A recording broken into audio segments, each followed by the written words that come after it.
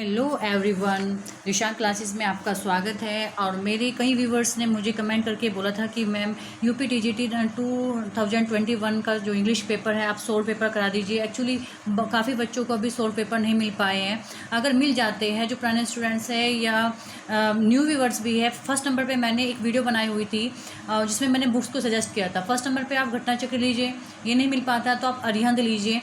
तो अगर नहीं भी मिल पा रहा है तो एक पेपर मैं आपको करा देती हूँ, जिससे कि आपको आइडिया हो जाए जो मैं करा रही हूँ वो आपके लिए सफिशेंट है नहीं है, या आपके लिए कितना हेल्पफुल है। जो भी मैं वीडियो बनाती हूँ कि नोट्स कैसे बनाएं और आप पढ़ाई तैयारी कैसे करें, तो आपको इस पेपर को करने के बाद आपको समझ में आ जाएगा कि वोकैब का जो सेक्शन में स्टार्ट किया है वो आपके लिए हेल्पफुल है या नहीं है। जो भी मैं करा रही हूँ तो आपको समझ में आ जाएगा।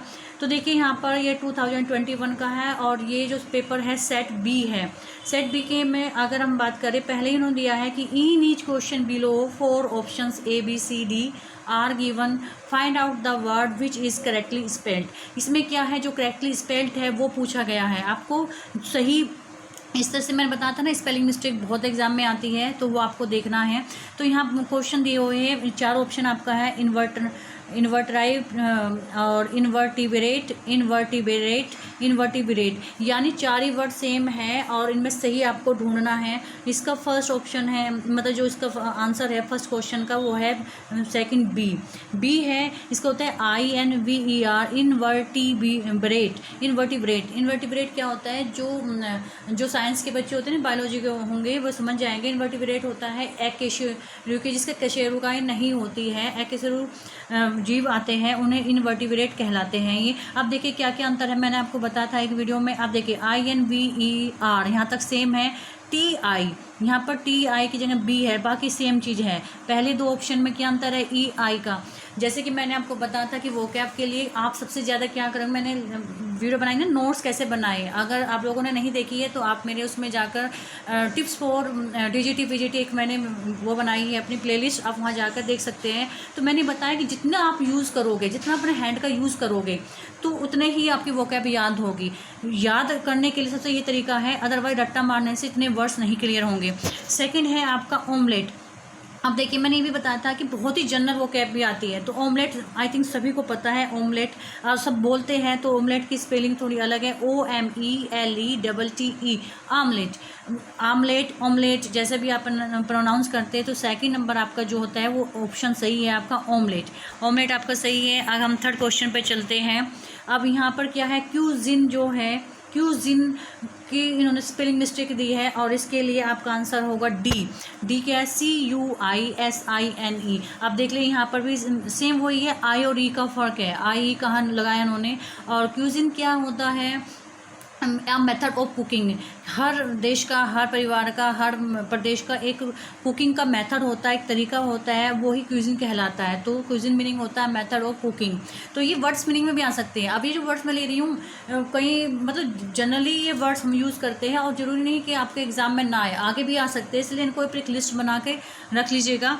अब देखो डायरिया, आप रियल अब ये नहीं करोगे ना, मैंने बहुत मेहनत की थी नोट्स बनाते हुए। जो डायरिया वर्ड है ना, आपको मेरे क्यूजिन जो है मेरी नोट्स में मिल जाएगा। अब आप कहेंगे कि मैडम हो सकता है कुछ स्टूडेंट्स ये सोचे कि मैम इसलिए बता रही है क्योंकि पेपर में आ चुका है। रियल में मैंने ये वर्ड्स की, क्योंकि क्या है ना, ये वर्ड्स ऐसे कंफ्यूजिंग है, IAR इस तरह से ये आते हैं ना, हमेशा कंफ्यूज करते हैं। तो इनको मैं बार बार लिख कर देखती हूँ, DIARROA।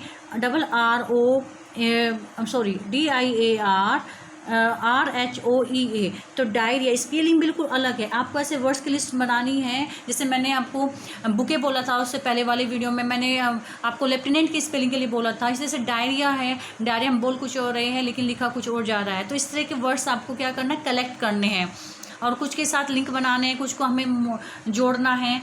तो अब बात करते हैं लिटरेचर से। क्वेश्चन आया, दो हेडेस्ट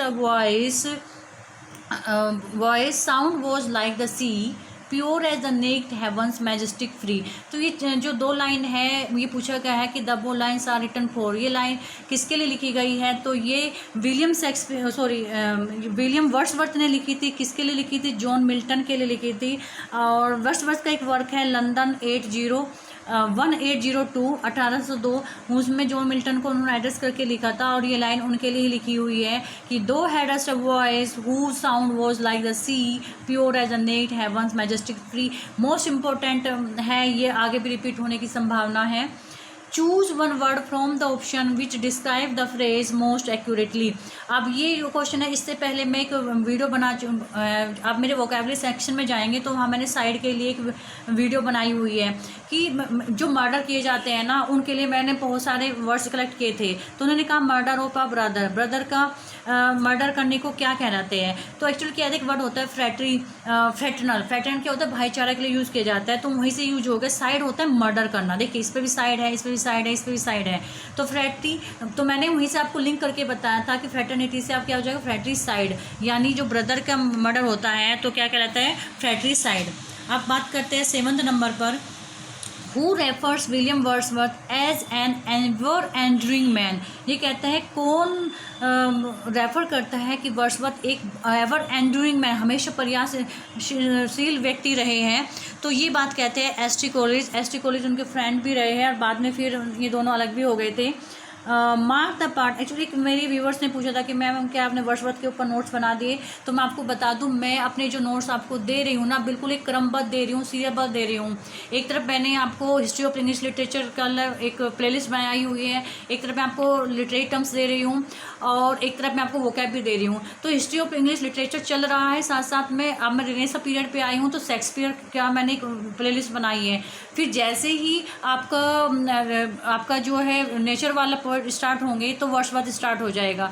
टीजीटी के लिए क्या 4 राइटर हैं आपका, पहले क्या आएगा शेक्सपियर, शेक्सपियर के बाद आपका मिल्टन, मिल्टन के बाद वर्ड्सवर्थ और जॉन गैसवर्दी। अगर आप इस तरीके से पढ़ोगे तो डेफिनेटली आपको एक क्रमबद्ध आपको नोट्स मिलेंगे और आपको एज डिफरेंस पता चलेगा और बहुत सारे क्वेश्चन आप बिना पढ़े भी सोल्व कर पाओगे। ऐसे ही पीजीटी के लिए होगा। अगर हम बात करें रोमांटिक पीरियड में से टीजीटी में तो एक ही राइटर आएगा, लेकिन पीजीटी में 4 राइटर आएंगे। तो जैसे ही रोमांटिक पीरियड आएगा तो मैं आपको चारों राइटर वहाँ पर दे दूँगी। तो टीजीटी और पीजीटी दोनों चलेगा। तो मैं कोशिश कर रही हूँ पहले टीजीटी का मतलब जॉन गैसवर्दी भी साथ साथ में दे दूँ, जिससे टीजीटी वाले अच्छे से तैयारी करते रहे। Mark the part with the error, read the 4 options as the parts of the given sentence. अब उन्होंने कहा कि एरर बतानी कहाँ पर है, 4 ऑप्शनों दिया है। इट वॉज मीरा हु, यह वह मीरा थी जो जिसे सजेस्टेड किया that you will be at the entrance, कि आप एंट्रेंस पे रहेंगे, to welcome each delegate, each delegate का वेलकम करने के लिए ऑन देयर अराइवल। अब यहाँ उन्होंने पूछा है किस पोर्शन में एरर है। तो माय डियर स्टूडेंट्स यहाँ पर कहाँ एरर है, डी में एरर है। क्यों है, क्योंकि यहाँ पर सी के अकॉर्डिंग ईच डेलीगेट बोला गया है। जहाँ ईच आएगा तो वहाँ पर देयर नहीं आएगा, देयर होगा तो यहाँ फिर ईच हटेगा और डेलीगेट्स लगेगा। तो ये एरर है, ग्रामर की है, बहुत इंपॉर्टेंट है। ये बार बार इस टाइप के ईच एवरी इस तरह की जो एरर आती है बार बार पूछी जाती है। ये वाला पोर्शन तो आप क्लियर कर ले गए। अभी मैं ग्रामर नहीं स्टार्ट करूँगी, ग्रामर के नोट्स भी मैं दूंगी क्योंकि ग्रामर मैंने बच्चों को 10 साल तक पढ़ाई है ऑफलाइन कोचिंग। तो डेफिनेटली ग्रामर से तो आपको कोई क्वेश्चन छूटने वाला नहीं है। अगर मुझे मौका मिल पाए तो मैं ग्रामर जरूर दूंगी, आपको अपने नोट्स जरूर दूंगी। What is rhyme scheme of Petrarchan sonnet. Petrarchan sonnet की राइम क्या है, ये एक ध्यान रखिएगा। पैट्रिकन सोनेट, शेक्सपियरन सोनेट, जो ये सोनेट्स है, टाइप्स ऑफ सोनेट्स है ना, उनकी आप राइम स्कीम जरूर याद करेंगे। मैंने पहले भी बताया था, हालांकि अभी तक मैंने ये टाइप्स ऑफ पोइट्री में ही आते हैं। अभी मैंने जैनरा क्या होता है वो डिफाइन किया हुआ है, टाइप्स ऑफ जैनरा नहीं किया। तो अभी वीडियो डलेगी पोएम में तब वहाँ आपको चीज़ क्लियर हो जाएगी। पैट्रिकन सोनेट, इंग्लिश सोनेट्स और एक और सोनेट्स होता है, तो उन सब की राइमिंग स्कीम आपको पढ़नी है। तो ये 9th नंबर का ऑप्शन नंबर ए आपका जो सही है वो ऑप्शन नंबर ए है। Transform direct narration into indirect narration. आपका टीजीटी और पीजीटी दोनों में नरेशन आएगी। Ram said how lovely this flower is. अब ये जो कहा है एक्सक्लेमेटरी सेंटेंस का है कि राम कहते हैं वाह कितना सुंदर फूल है। तो इसमें कहा है कि इसका पॉजिटिव, एक ध्यान दीजिएगा जो निशान लगे हुए ना वो जिस भी स्टूडेंट का ये पेपर है उसने लगाए है। तो आप कभी इसको ऐसे टिक करते चले फटाफट, क्योंकि आप लोगों को ना वीडियो स्किप करने की बहुत आदत है, पूरी बात नहीं सुनना चाहते हैं। माय डियर स्टूडेंट, मैं आपको एक चीज़ बता दूँ, जब मैं ऑफलाइन पढ़ा रही थी, मैं ही क्लास में बच्चे को मतलब पूरी क्लास को पढ़ा रही थी, तो मैं एक बच्चा बात कर रहा था। मैंने कहा बेटा कल आपका एग्ज़ाम है, आप इसे समझ लीजिए, हो सकता है आपके एग्ज़ाम में आ जाए। लेकिन वो उसने जो भी उनके साथ बैठा हुआ बात करता उसने ध्यान नहीं दिया। आप यकीन नहीं करोगे, जब नेक्स्ट डे वो एग्ज़ाम में पेपर दे के आया मेरे पास, बोला कि मैम पेपर आपने बनाया था क्या, कि जो आप बोर्ड पर बता रही थी ना सेम क्वेश्चन मिला, पेपर लेके आया था, कि मैम मुझसे बड़ी गलती होगी, आज के बाद ऐसा नहीं करूँगा। इट मीन्स अगर मैं आपको बोल रही हूँ, मुझे पता है आपके लिए टाइम आपके लिए भी बहुत इंपॉर्टेंट है और मेरे लिए भी बहुत इंपॉर्टेंट है। फालतू की बात आप भी नहीं सुनना चाहते और मुझे भी नहीं करनी है। इट मीन्स मैं कह रही हूँ कि हर चीज़ आपके लिए बहुत इंपॉर्टेंट है, स्किप मत किया करो। How lovely this flower is, ये आपका एक्सक्लेमेटरी सेंटेंस है। इसमें क्या करेंगे, आपका राम एक्सप्लेन, जहाँ एक्सक्लेमेटरी सेंटेंस आते हैं वो एक्सक्लेमेट से स्टार्ट होता है। Ram exclaimed with joy. अब यहाँ पर भी है जॉय, तो यहाँ पर क्या अंतर देखिए, दैट वॉज, अब यहाँ क्या दैट के बाद आ गया, मैं हूँ तो तुरंत यहीं पर ही ऑप्शन लगा देती है, क्या हुआ है, क्योंकि दैट के बाद वो ज़रूर आना है, हेल्पिंग वर्ब आनी है। बाद में जो आती है वो हेल्पिंग वर्ब नहीं आएगी जब आपके सिंपल सेंटेंस बनाएंगे। हाँ, जब एक्सक्लेमेटरी सेंटेंस बनाते हैं तो हेल्पिंग वर्ब आपकी बाद में आती है। तो क्या है, that was a lovely flower, तो आपका इसका ऑप्शन क्या हो गया, आपका बी हो गया। ये इन्होंने सही लगाया था कि Ram exclaimed with joy that was a lovely flower, तो वॉज जो है बाद में नहीं आएगा। अब देखो यहाँ पर सैड बोला विद जॉय, तो ये हो ही नहीं सकता, क्योंकि जब हम एक्सक्लेमेटरी सेंटेंस को बनाते हैं वो एक्सक्लेमेंट के साथ ही स्टार्ट करते हैं। अब बात करते बहुत सारी ना, जब मैं ग्रामर कराऊंगी तो आपको बता दूंगी, बहुत सारी चीज़ ना ग्रामर को तो आप देखते ही ये अच्छा ये नहीं हो सकता, ये नहीं हो सकता, ये नहीं हो सकता, क्योंकि बहुत सारी चीज़ें आपकी रट जाती है और वो हम डेली यूज़ भी करते हैं। The line they also serve, बहुत अच्छी लाइन दी हुई है। The line they also serve who only, just wait,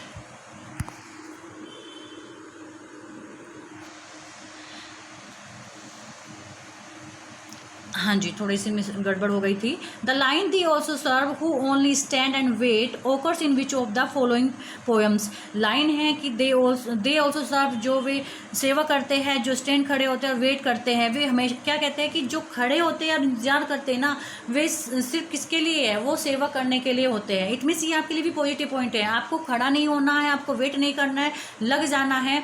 तो ये कह रहे हैं कि लाइनें कहाँ से ली गई है, तो ये मिल्टन की है, बहुत अच्छी पोएम है, ऑन हिज ब्लाइंडनेस। अब उन्होंने एक्चुअली क्या, मिल्टन अपनी आधे से एज में ही वो क्या होता है, अंध हो जाता है। और आप यकीन नहीं मानोगे, मिल्टन के जो बढ़िया फेमस वर्क हुए हैं ना, वो अपनी ब्लाइंडनेस के बाद हुए। उनके जब वे अंधे हो गए थे, टोटली ब्लाइंड हो गए थे, तब उनके फेमस वर्क आते हैं। तो इसलिए कहते हैं कि घबराना नहीं, जीवन में कभी कोई भी प्रॉब्लम आए तो आप लोगों को घबराना नहीं होता है। तो ये जो पोएम है वो हमें मोटिवेट करती है। अब बात करते हैं question number 12, the correct spelling is. जो करेक्ट स्पेलिंग के लिए पूछा है इन्होंने यहाँ पर, तो ये इसमें है आपका फर्स्ट 12th का ए, कॉन्सोनेंटल। ये कॉन्सोनेंट से ही बना है, कॉन्सोनेंटल बना हुआ है। तो यहाँ बात करते अब देखो इसमें भी बड़ा थोड़ा सा तो डिफरेंस है। अब आप देखिए यहाँ CON SON NAN TL, और यहाँ पर क्या है, यहाँ पर सेम है, यहाँ पर एक ही जगह ई हो गया, और ऐसे ही AEO, बस ये जो आपके वोवेल्स होते हैं उन्हीं का चेंजेस होते हैं। 13 number, which of the following works of John Galsworthy puts forward John Galsworthy's ideas on the drama. तो ये पूछ रहा है कि कौन सा वर्क है गैसवर्दी का जो फॉरवर्ड करता है कि जॉन गैसवर्दी के आइडियाज़ जो है वो क्या है ड्रामा में, तो वो the inn of tranquillity. 3rd number, C number. 13 question का जो आंसर है आपका वो है C। अब बात करते हैं, choose one word from the option which describes the phrase most accurately. ऐसा आपको फ्रेज करना है, क्या करना है आपको, ऑप्शन चेक करना है जो फ्रेज को क्या कहता है डिस्क्राइब करता है। जैसे देखिए आप, incapable of being redeemed from evil beyond correction, यानी आपको क्या करना है, ऐसे इनकैपेबल होना जो रिडीम नहीं किया जाता, बियॉन्ड करेक्शन से नहीं किया जाता है। तो इसके ये तो बिल्कुल ईजी है, इसमें कोई कह नहीं सकते। 14 नंबर का है D, इसमें इन्होंने बिल्कुल सही राइट निशान लगाया है, इनकॉरेजेबल। अब बात करते हैं 15 नंबर की, find out the most suitable preposition for the given option. तो यहाँ पर प्रीपोजिशन के लिए बात की है, इट वॉज वेरी जेनरस। तो जेनरस के साथ में हम प्रीपोजिशन का यूज़ करते हैं ऑफ, इसमें हाँ C ऑप्शन है। अब बात करते हैं, following sentences have been transformed as. तो यहाँ पर क्या ट्रांसफॉर्मेशन के बारे में पूछा गया है, as per directions given in their brackets, choose the correct sentence from the choice given. अब आपको क्या करना है, यहाँ पर ब्रैकेट में दिया हुआ है, आपको उसके अकॉर्डिंग सेंटेंस को सही करेक्ट करना है। तो द एप्पल वॉज टू सार टू ईट, रिमूव टू। अब ये ना सबसे इजी वाला ट्रांसफॉर्मेशन है, जब 12th में पढ़ते थे ना सबसे जल्दी जो याद हुआ था वो सबसे जल्दी ये याद होता है ट्रांसफॉर्मेशन में, और हमेशा आप याद रहता है। एक्चुअली क्या है, अगर रूल अगर आप देखें ना, टू और टू जहाँ आता है ये हमेशा नेगेटिव में यूज़ होता है। जो टू और जस्ट वेट, ये वाला जो है टू और टू हमेशा जहाँ नेगेटिव सेंस होता है, लेकिन इस पेपर में आगे टू और टू का यूज़ किया गया है, वो पॉजिटिव सेंस में भी किया गया है। तो वो मैं आपको बताऊंगी यहाँ पर क्यों उन्होंने करेक्ट माना है। तो मैं अगर आपको रूल देखे तो जब ट्रांसफॉर्मेशन पढ़ेंगे तो ये अच्छे के लिए आता, मतलब अधिकता के लिए आता है, लेकिन गलत अधिकता के लिए आता है। तो उन्होंने कहा द एप्पल वॉज टू सार टू ईट, जो एप्पल था वो इतना खट्टा था कि खाया नहीं जा सकता था। मतलब ये ऐसे नहीं आ सकता the apple was too sweet to eat, ऐसे नहीं आ सकता कि एप्पल इतना मीठा था कि खाया नहीं जा सकता है। तो ये हमेशा क्या नेगेटिव सेंस में आता है। आपको टू को हटाना है, तो जो टू हटाते हैं तो उसके लिए क्या करते हैं, टू की जगह हम वो करते हैं। यहाँ देखिए द एप्पल वो सो, तो जो पहले वाले टू है ना उसके लिए हम सो यूज़ करते हैं, बाद वाले के लिए नोट का यूज़ करते हैं। The Apple was so sour that it could not be eaten. तो चीज़ क्लियर होगी। 6 नंबर का होगा, सेंटेंस के अकॉर्डिंग चेंज हो जाएगा कौन से टेंस में वाक्य हैं ये। अब ये था 16, अब बात करते हैं हम 17 की। The president appointed him governor, तो यहाँ है the president appointed him governor. तो ये पैसिव वॉइस बनानी है आपको, तो हालांकि इन्होंने क्या किया हुआ है, ये गलत लगाया हुआ है निशान। तो यहाँ पर देखते हैं हम ही वॉज अपॉइंटेड। अब चूँकि क्या होता है आपको सभी को पता है पैसिव वॉइस क्या होती है। आपको जो पैसिव होता है उसको एक्टिव बनाना, तो एक्टिव होता है, पैसिव बनाना होता है। तो ये ऑब्जेक्ट का आप सब्जेक्ट बनाएंगे ही वॉज, ये यहाँ भी आया he was appointed by the president, और यहाँ पर क्या है he was appointed governor.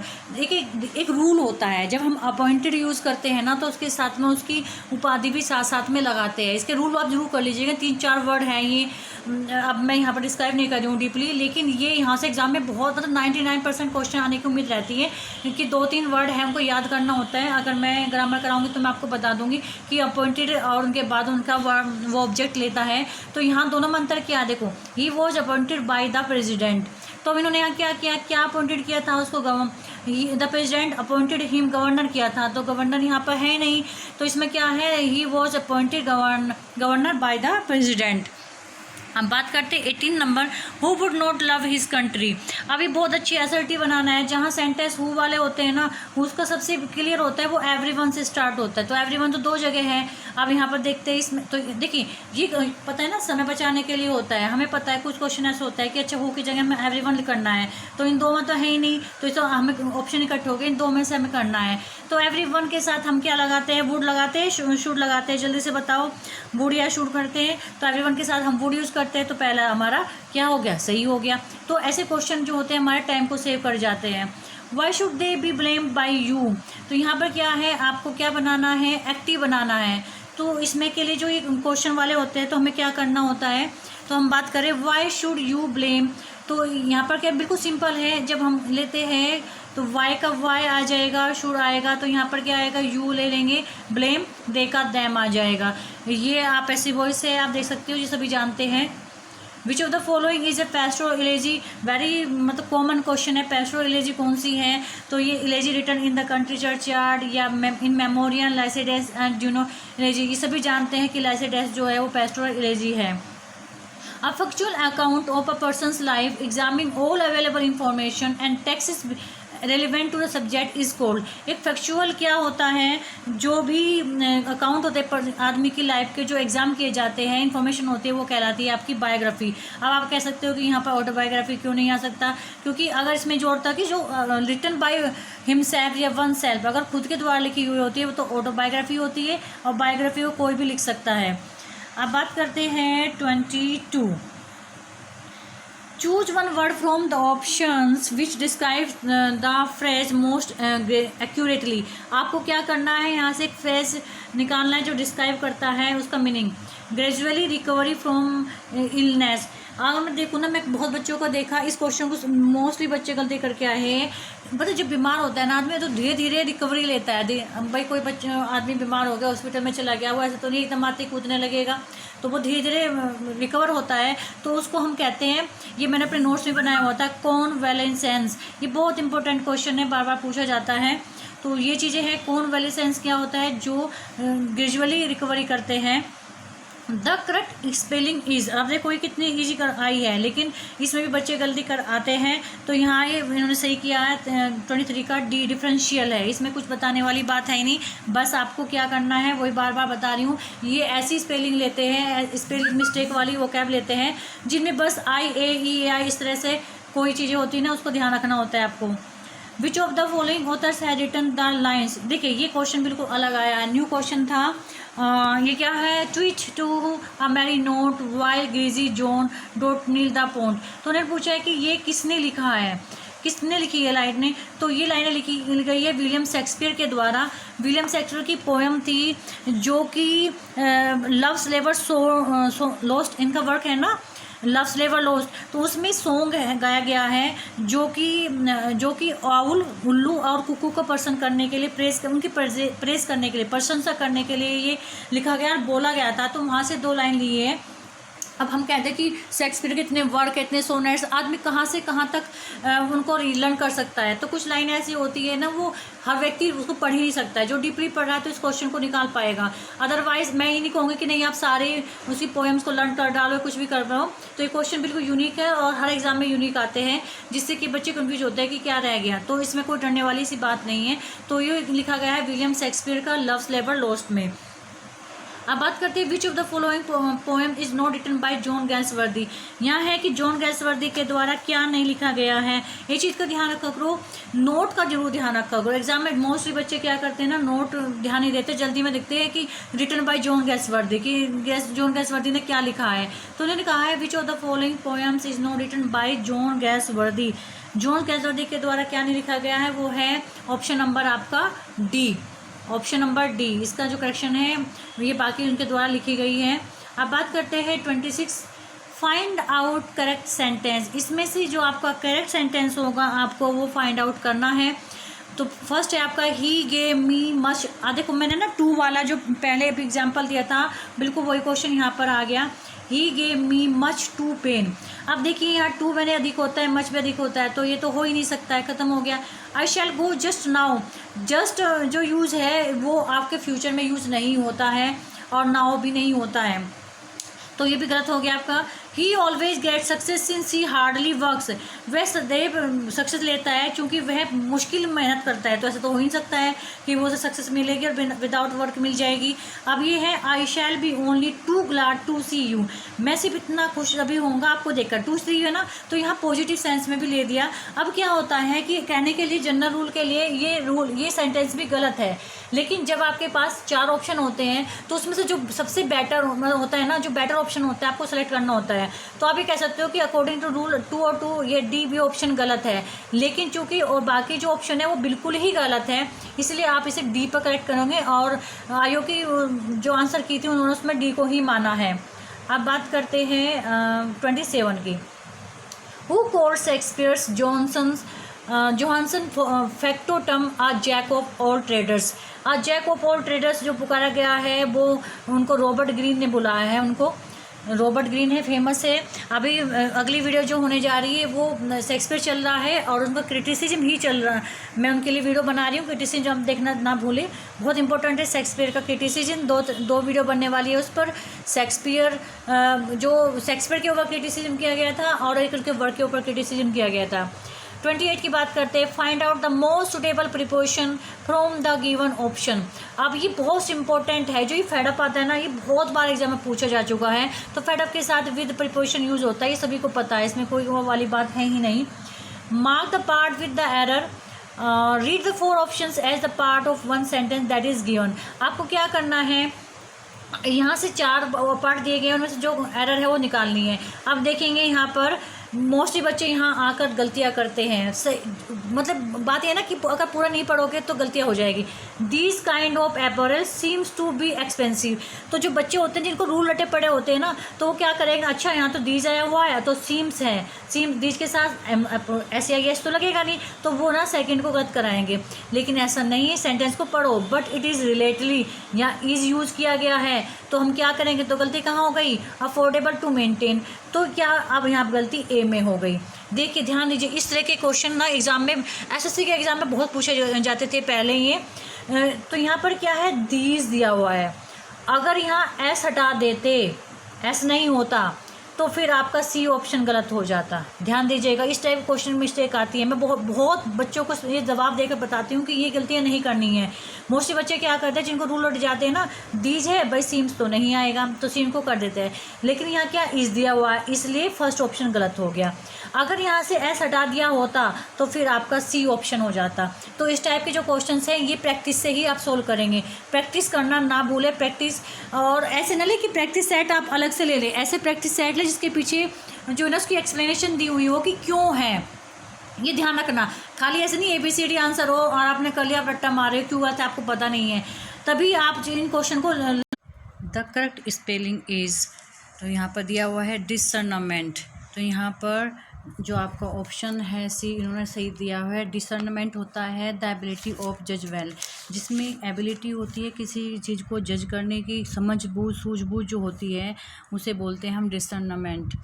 Which of the following works is not written by Jones Galsworthy. अब इन्होंने कहा है कौन सा ऐसा वर्क है जो जोन्स गैल्सवर्दी के द्वारा नहीं लिखा गया है, वो आपका ऑप्शन नंबर बी है। बी आपका ऑप्शन नंबर है। द थॉर्न जो है वो वर्ड्सवर्थ के द्वारा लिखा गया हुआ है। Lap me in soft Lydian airs married to immortal words such as the meeting soul may pierce is not with many a winding boat the bull line in appears is. तो ये पूछा गया लाइन कहाँ से ली गई है, ये option number D है, एल एलिग्रो। एल एलिग्रो से जो ये एल एलिग्रो आप जानते हो मिल्टन का वर्क है, उससे लाइन ली गई है। जैसे कि मैं पहले भी बता चुकी हूँ, कुछ लाइन ऐसी आती है कि जो नॉर्मल स्टूडेंट से पढ़ने वाले हैं, जो खाली तैयारी कर रहे हैं, वो लाइनें ढूंढना मुश्किल होता है। इस टाइप की लाइनें जो है तो टीचिंग कर रहा है या एक तरह से बहुत डीपली पढ़ पा रहा है, तभी लाइनें निकाल पाता है। अब आते हैं Milton's on Shakespeare was published in, तो मिल्टन की जो शेक्सपियर है, मिल्टन ने शेक्सपियर के ऊपर लिखा था। मिल्टन्स ऑन शेक्सपियर वह जो पब्लिश हुई थी वो हुई थी आपकी ऑप्शन नंबर ए 1630 में पब्लिश हुई थी। ऑप्शन नंबर ए है 1630। ये मोस्टली सभी स्टूडेंट को पता है। Identify the error part in the following sentence, आपको क्या करना है, एरर ढूंढनी है। अब यहाँ पर देखेंगे consider the 4 options comprising the complete sentence. तो यहाँ पर क्या है, neither my brother nor my brother in law were able to help me in the work. एक ध्यान रखिएगा, जहाँ नीदर, नॉर, आइदर, और का जो यूज़ होता है वो हेल्पिंग वर्ब इसके अकॉर्डिंग यूज होता है, जो बाद में नॉर वाले के साथ में आते हैं। तो यहाँ क्या है, ये सिंगुलर है तो हेल्पिंग वर्ब भी सिंगुलर आएगी, तो यहाँ was able to help me होगा। Find out the most suitable preposition from the given options. The new medicine prevents the virus. अब ये कह रहे हैं कि जो नई मेडिसिन है वो प्रिवेंट्स कर रही है किसको, फ्रॉम ग्रोइंग। यहाँ पर क्या आएगा, फ्रॉम ग्रोइंग। नई मेडिसिन जो है वो वायरस को ग्रोइंग होने से रोक रही है, तो यहाँ फ्रॉम आएगा option number B. Among following sentence which is not correctly punctuated, यहाँ ऐसा कौन सा सेंटेंस है जो सही रूप से पंक्चुएटेड नहीं किया गया है। तो पहले हम देखते हैं, राम कोमा सही दिया है, द सन ऑफ दशरथ ठीक है, कोमा किड रावण ये सही है। Man he said is a political animal, तो यहाँ पर क्या है, यहाँ से स्टार्ट हुआ है इन्वर्टेड कोमा, लेकिन यहाँ से बंद नहीं हुआ, तो इन्होंने बी ऑप्शन सही लगाया है। अब बात करते हैं 37 का, द करेक्टर्स बिटराइस एंड बैंडिट। ये इंपॉर्टेंट क्वेश्चन है, पहले भी एग्जाम में आ चुका है ये क्वेश्चन। तो ये दोनों बिटराइस और बैंडिक है, ये ऑप्शन नंबर 3 है, 37 का है सी आपका। Much ado about nothing में, ये पहले भी रिपीट हो चुका है question. Which of the following is not a form of ode, कौन सी फॉर्म, जो 4 दिए हुए हैं इनमें से ओड का कौन सी फॉर्म नहीं है। पिंडारिक भी होता है, होर्शन भी है, रेगुलर भी है, जैकोबियन नहीं होता। जैकोबियन एक पीरियड है तो इसलिए ये नहीं है। अब बात करते हैं हम 39 की। In the classification of Shakespeare's plays in which category does the two gentleman of Verona. जैसे कि मैंने बताया था कि शेक्सपियर के जो वर्क का होगा आपको क्लासिफिकेशन करना होगा, तो उन्होंने पूछा है कि उसकी जो कैटेगरी है टू जेंटलमैन ऑफ वरोना किस कैटेगरी में आता है, तो वो आता है द अर्ली कॉमेडीज। जो स्टार्टिंग में उसने कॉमेडीज लिखी थी उसके अंतर्गत ये आता है। अब in which poem of Wordsworth does the line our but is a but sleep and forgetting. Most important question है, बार बार रिपीटेड होने वाला क्वेश्चन है। ये जरूरी नहीं अब बात तो आगे नहीं आएगा, हो सकता है आपको अगले वाले एग्जाम में भी मिल जाए, तो उनको आप रट के मार लो। 40 का डी है इमोर्टलिटी ओड, ये इमोर्टलिटी ओड से लिया गया है। Which of the following words of William Shakespeare written in 6 line stanza and shows decided sign to maturity. तो ये कहता है कौन सा वर्क है शेक्सपियर का जिसमें जो 6 लाइन में लिखा गया है और ये मैच्योरिटी का साइन दिखाते हैं, तो वो है सेकंड ही है, सॉरी सी है, वीनस एंड एडोनिस। जो उसका फर्स्ट वर्क होता है तो वही वीनस एंड एडोनिस है जो इमेच्योरिटी के साइन दिखाता है। Which of the following statement is not correct about autography. तो आप देखिए, जैसे मैंने एक बार आपको वीडियो में बताया था कि एक वीडियो मैंने बनाई हुई है, कंपेरिजन बताया कि 2016 से पहले क्वेश्चन कैसे आते थे और 2013 के बाद क्वेश्चन कैसे आए हैं। आप लोग जाके उस वीडियो को जरूर देखिए, उस पर हालांकि व्यूज़ बहुत कम आए और उस वीडियो को मुझे बनाने में बहुत टाइम लगा था, मतलब काफ़ी रिसर्च के बाद मैंने वो वीडियो बनाई थी। इसमें क्या है कि ऑटोग्राफी की, अब ये क्या होते हैं, टाइम टेकिंग वाले क्वेश्चन होते हैं। आपको ऑटोबायोग्राफी की जो भी रूल्स होंगे ना, जो उसको एक तरह से बताते हैं कि ऑटोबायोग्राफी होती क्या है, आपको सारे पढ़ने पड़ेंगे। जहाँ ये नोट आ जाए ना, नोट करेक्ट, उसमें क्या होता है आपको सारी चीज़ पढ़ कर ही आपको जवाब देना होता है। तो an autobiography can never be connected narrative. तो यहाँ क्या कह रहा है कि ऑटोबायोग्राफी नैरेटिव नहीं की जा सकती है। हालांकि ये क्वेश्चन बड़ा ईजी भी है, अगर आपको सारे रूल याद है ना, तो मैं तो क्या मुझे फर्स्ट पढ़ा तो मैंने ए ऑप्शन लगा दिया, क्योंकि ये बात गलत है कि हम ऑटोग्राफी को कभी भी नैरेटिव से कनेक्ट नहीं कर सकते। ये बात गलत है। जब पहली बात गलत है तो हम उस पर कर सकते हैं, हालांकि हम चारों भी पढ़ने चाहिए, लेकिन मैं तो जो कि मुझे भी कुछ श्योर हूँ इसलिए मैं इसे फर्स्ट पर टिक कर दूंगी।